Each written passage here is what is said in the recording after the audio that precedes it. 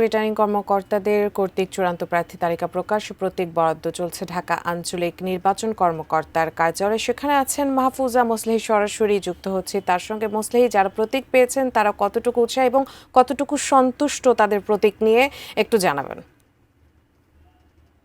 আপনি জানেন যে আজ কিন্তু আমরা দেখেছি যে সকাল থেকে মূলত সারা দেশে চূড়ান্ত যে প্রার্থিতার তালিকা আমরা জানি সেটি যেমন প্রকাশ করা হবে, একই সঙ্গে কিন্তু প্রতীক বরাদ্দের যে বিষয়টি সেটিও করছে নির্বাচন কমিশন।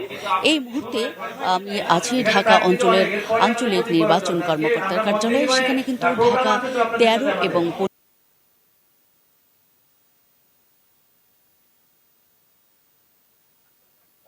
দিক তাদের মানতে হবে প্রচারণার ক্ষেত্রে, সেগুলো নিয়ে কিন্তু তারা বিভিন্ন রকমের স্বতন্ত্র প্রার্থী তাদের ক্ষেত্রেও কিন্তু এরকম একটি কার্যক্রম চলছে। তবে এই মুহূর্তে ঢাকার আঞ্চলিক নির্বাচন কর্মকর্তার কার্যালয়ে এই যে তালিকা চূড়ান্তভাবে প্রকাশের যে বিষয়টি সেটি শুরু না হলেও আমরা লক্ষ্য করেছি সকাল থেকেই এই আসনের যারা প্রার্থী তাদের সঙ্গে মত বিনিময় করছে নির্বাচন কমিশন এবং তাদেরকে মূলত নির্বাচনী আচরণ বিধিমালার যেসব দিক তাদের মানতে হবে প্রচারণার ক্ষেত্রে সেগুলো নিয়ে কিন্তু তারা বিভিন্ন রকমের নির্দেশনা দিচ্ছেন এবং যারা আসলে প্রার্থী প্রতিদ্বন্দ্বী হিসেবে লড়বেন তারাও কিন্তু তাদের পক্ষ থেকে নিজেদের সমর্থনের পক্ষে যেসব সুপারিশ আছে সেগুলো নির্বাচন কমিশনকে জানাচ্ছেন এবং তারা বারবারই বলছেন যে নিরাপত্তা নিশ্চিতের যে বিষয়টি রয়েছে, বিশেষ করে বাংলাদেশে এখনও এই মুহূর্তে তারা ফিল করছেন না যে নির্বাচনী যে নিরাপত্তার জনিত যে পরিবেশ সেটি কিন্তু তাদের জন্য নিশ্চিত করেনি নির্বাচন কমিশন, এমন অভিযোগ কিন্তু তারা করছেন এবং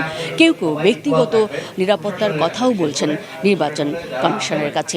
তবে আমরা জানি যে এ পর্যন্ত বাংলাদেশের সব রাজনৈতিক দল 645টি আপিল দায়ের করেছিল শুনানিতে এবং এই শুনানির মধ্য দিয়ে আমরা দেখেছি যে প্রার্থীরা কিন্তু অনেকেই বৈধতা পেয়েছেন। সারা দেশে প্রায় 2000 প্রার্থী তাদের বৈধ হিসেবে নির্বাচন কমিশন তাদেরকে ঘোষণা দিয়েছেন এবং ঢাকার 20টি আসনে আমরা জানি 25 জন মোট প্রার্থিতা প্রত্যাহার করায় 137 জন চূড়ান্তভাবে ভোটের মাঠে লড়বেন। কিছুক্ষণের মধ্যেই আমরা এই প্রতীক বরাদ্দের কার্যক্রম শুরু হবে।